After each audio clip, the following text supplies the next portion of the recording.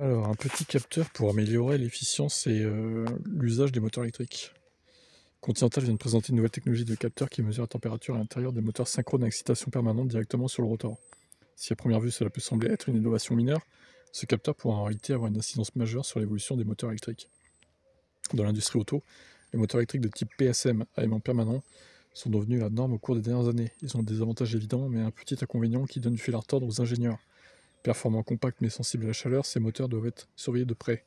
Jusqu'à présent, les températures internes du rotor étaient déduites indirectement, à l'aide de simulations basées sur le courant, la température du stator et des paramètres ambiants.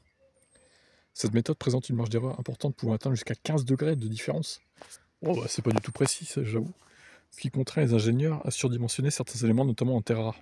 Le nouveau capteur mis au point par Continental va changer la donne en mesurant la température réelle au cœur du rotor. La marge d'erreur serait de seulement 3 degrés Celsius. Cette technologie permet d'approcher plus finement les limites thermiques du moteur sans risquer la démagnétisation des aimants.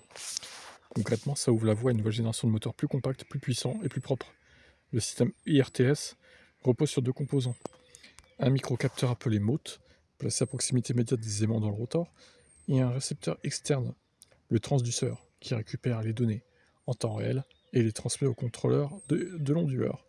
Cette configuration permet un suivi dynamique et précis des conditions thermiques pendant le fonctionnement du véhicule. L'un des principaux avantages réside dans son potentiel à réduire la quantité de terres rares utilisée pour fabriquer les moteurs.